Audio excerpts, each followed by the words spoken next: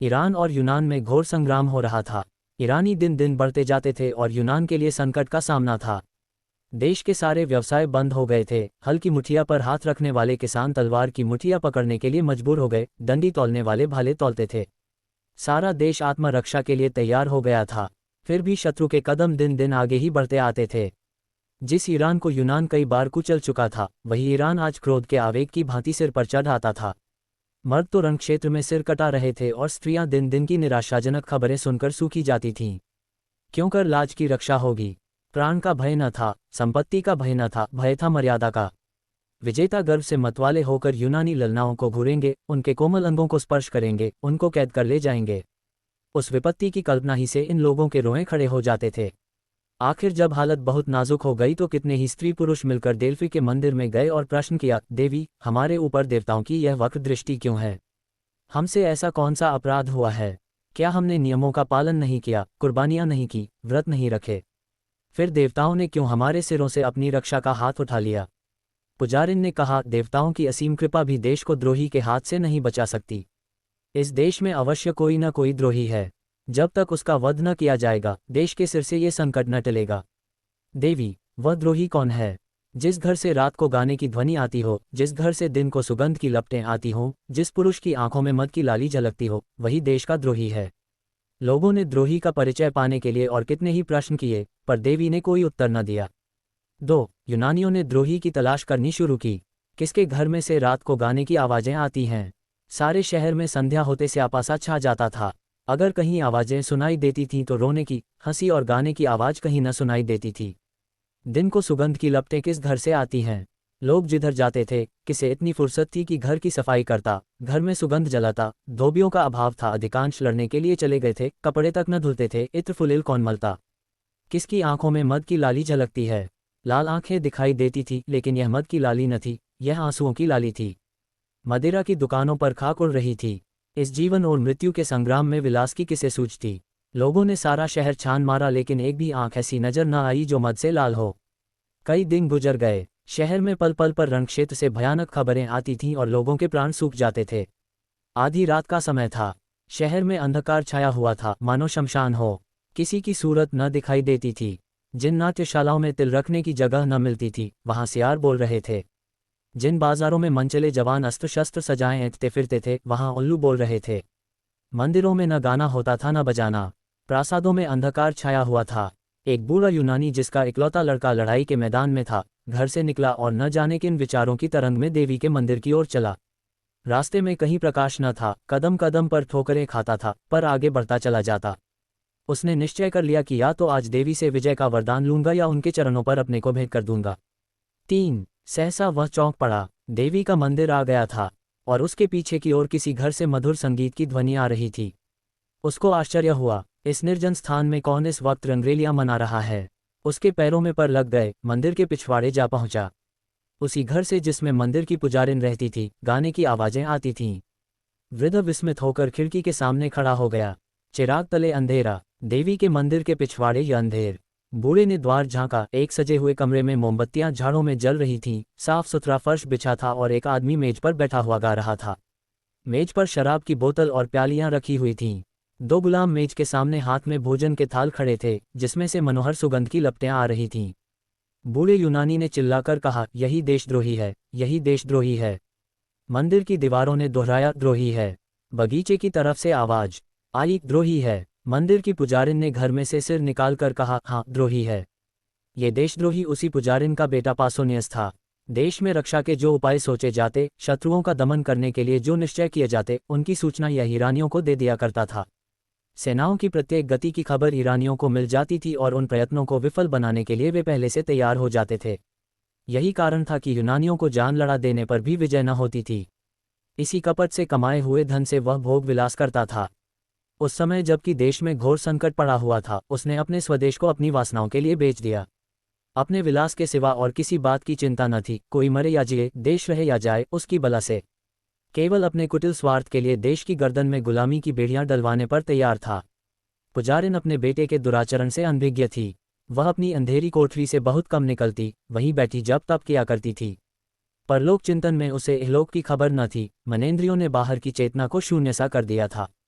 वह इस समय भी कोठरी के द्वार बंद किए देवी से अपने देश के कल्याण के लिए वंदना कर रही थी कि सहसा उसके कानों में आवाज आई, यही द्रोही है, यही द्रोही है। उसने तुरंत द्वार खोलकर बाहर की ओर झांका। पासोनियम के कमरे से प्रकाश की रेखाएं निकल रही थीं और उन्हीं रेखाओं पर संगीत की लहरें नाच रही थीं। उसके पैर तले से जमीन सी निकल गई, कलेजा धक से हो गया। ईश्वर, क्या मेरा बेटा देशद्रोही है? आप ही आप। किसी अंतःप्रेरणा से पराभूत होकर वह चिल्ला उठी, हाँ, यही देशद्रोही है। 4 यूनानी स्त्री पुरुषों के झुंड उमड़ पड़े और पासोनियस के द्वार पर खड़े होकर चिल्लाने लगे, यही देशद्रोही है। पासोनियस के कमरे की रोशनी ठंडी हो गई, संगीत भी बंद था, लेकिन द्वार पर प्रतिक्षण नगरवासियों का समूह बढ़ता जाता था और रह रहकर सहस्त्रों कंठों से ध्वनि निकलती थी, यही देशद्रोही है। लोगों ने मशालें जलाए और अपने लाठी डंडे संभाल कर मकान में घुस पड़े। कोई कहता था, सिर उतार लो। कोई कहता था, देवी के चरणों पर बलिदान कर दो। कुछ लोग उसे कोठे से नीचे गिरा देने पर आग्रह कर रहे थे। पासोनियस समझ गया कि अब मुसीबत की घड़ी सिर पर आ गई। तुरंत जीने से उतरकर नीचे की ओर भागा और कहीं शरण की आशा न देखकर देवी के मंदिर में जा घुसा। अब क्या किया जाए? देवी की शरण जाने वाले को अभय दान मिल जाता था। परंपरा से यही प्रथा थी। मंदिर में किसी की हत्या करना महापाप था, लेकिन देशद्रोही को इसने सस्ते कौन छोड़ता। भांति भांति के प्रस्ताव होने लगे। सुअ का हाथ पकड़कर बाहर खींच लो, ऐसे देशद्रोही का वध करने के लिए देवी हमें क्षमा कर देंगी। देवी, आप उसे क्यों नहीं निगल जाती? पत्थरों से मारो, पत्थरों से, आप निकलकर भागेगा। निकलता क्यों नहीं रे कायर? वहां क्या मुंह में कालिख लगाकर बैठा हुआ है? रात भर यही शोर मचा रहा और पासोनियस न निकला। आखिर यह निश्चय हुआ कि मंदिर की छत खोदकर फेंक दी जाए और पासोनियस दोपहर की धूप और रात की कड़ाके की सर्दी में आप ही आप पका जाए। बस फिर क्या था, आन की आन में लोगों ने मंदिर की छत और कलश ढा दिए।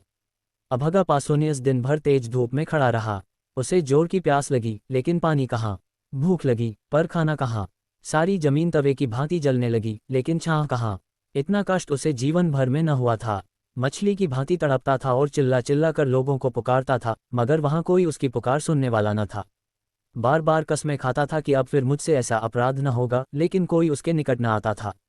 बार बार चाहता था कि दीवार से टकरा कर प्राण दे दे, लेकिन यह आशा रोक देती थी कि शायद लोगों को मुझ पर दया आ जाए। वह पागलों की तरह जोर जोर से कहने लगा, मुझे मार डालो, एक क्षण में प्राण ले लो, इस भांति जला जला कर न मारो। ओ हत्यारों, तुमको जरा भी दया नहीं। दिन बीता और रात, भयंकर रात आई। ऊपर तारागण चमक रहे थे, मानो उसकी विपत्ति पर हंस रहे हों। ज्यों ज्यों रात बीतती थी, देवी विकराल रूप धारण करती जाती थी। कभी वह उसकी ओर मुंह खोलकर लपकती, कभी उसे जलती हुई आंखों से देखती। उधर क्षण क्षण सर्दी बती जाती थी। पासोनियस के हाथ पांव अकड़ने लगे, कलेजा कांपने लगा। घुटनों में सिर रखकर बैठ गया और अपनी किस्मत को रोने लगा। कुर्ते की खींचकर कभी पैरों को छिपाता, कभी हाथों को, यहाँ तक कि इस खींचातानी में कुर्ता भी फट गया। आधी रात जाते जाते बर्फ गिरने लगी। दोपहर को उसने सोचा गर्मी ही सबसे कष्टदायक है। ठंड के सामने उसे गर्मी की तकलीफ भूल गई। आखिर शरीर में गर्मी लाने के लिए एक हिम्मत सूझी।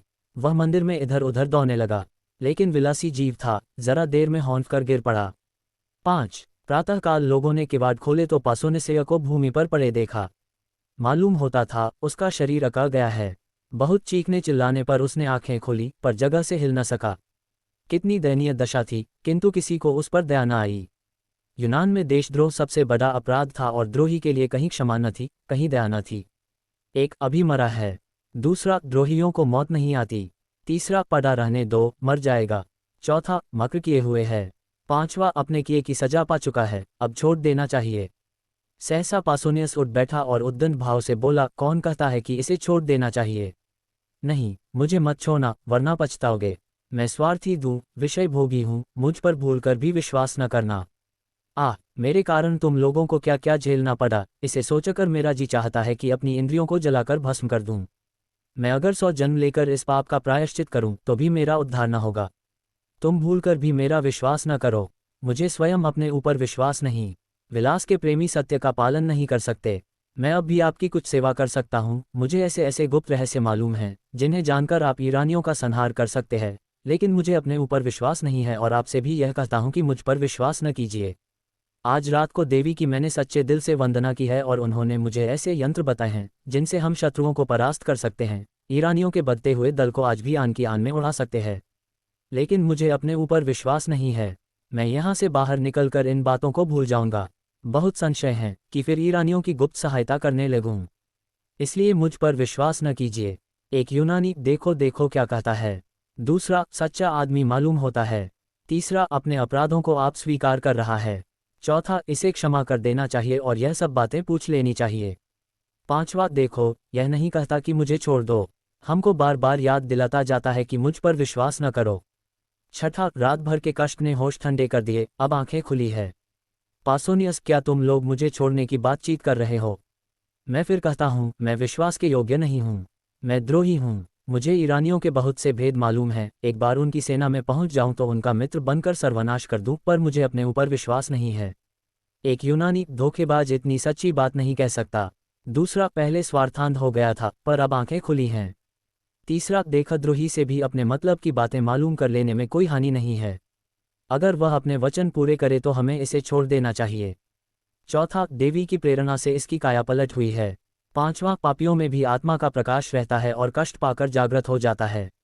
ये समझना कि जिसने एक बार पाप किया वह फिर कभी पुण्य कर ही नहीं सकता, मानचरित्र के एक प्रधान तत्व का अपवाद करना है। छठा, हम इसको यहाँ से गाते बजाते ले चलेंगे। जनसमूह को चकमा देना कितना आसान है। जनसत्तावाद का सबसे निर्बल अंग यही है। जनता तो नेक और बद की तमीज नहीं रखती, उस पर धूर्तों, रंगे सियारों का जादू आसानी से चल जाता है। अभी एक दिन पहले जिस पासोनियस की गर्दन पर तलवार चलाई जा रही थी, उसी को जलूस के साथ मंदिर से निकालने की तैयारियां होने लगी, क्योंकि वह धूर्त था और जानता था कि जनता की कील क्यों कर घुमाई जा सकती है। एक स्त्री, गाने बजाने वालों को बुलाओ, पासोनियस शरीफ है। दूसरी, हाँ हाँ, पहले चलकर उससे क्षमा मांगो, हमने उसके साथ जरूरत से ज्यादा सख्ती की। पासोनियस, आप लोगों ने पूछा होता तो मैं कल ही सारी बातें आपको बता देता, तब आपको मालूम होता कि मुझे मार डालना उचित है या जीता रखना। कई स्त्री पुरुष, हाय हाय, हमसे बड़ी भूल हुई, हमारे सच्चे पासोनियस। सहसा एक वृद्धा स्त्री किसी तरफ से दौड़ती हुई आई और मंदिर के सबसे ऊंचे जीने पर खड़ी होकर बोली, तुम लोगों को क्या हो गया है? यूनान के बेटे आज इतने ज्ञानशून्य हो गए हैं कि झूठे और सच्चे में विवेक नहीं कर सकते।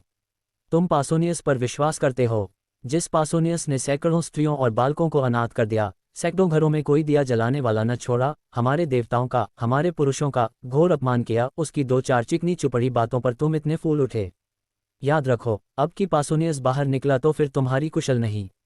यूनान पर ईरान का राज्य होगा और यूनी ललनाएं ईरानियों की कुदृष्टि का शिकार बनेंगी। देवी की आज्ञा है कि पासोनियस फिर बाहर न निकलने पाए। अगर तुम्हें अपना देश प्यारा है, अपनी माताओं और बहनों की आबरू प्यारी है, तो मंदिर के द्वार को चिन दो, जिससे देशद्रोही को फिर बाहर न निकलने और तुम लोगों को बहकाने का मौका न मिले। ये देखो, पहला पत्थर मैं अपने हाथों से रखती हूँ। लोगों ने विस्मित होकर देखा, यह मंदिर की पुजारिन और पासोनियस की माता थी। दम के दम में पत्थरों के ढेर लग गए और मंदिर का द्वार चुन दिया गया। पासोनियस भीतर दांत पीसता रह गया। वीर माता, तुम्हें धन्य है। ऐसी ही माता से देश का मुख उज्ज्वल होता है, जो देश हित के सामने मातृ स्नेह की धूल बराबर परवाह नहीं करती। उनके पुत्र देश के लिए होते हैं, देश पुत्र के लिए नहीं होता।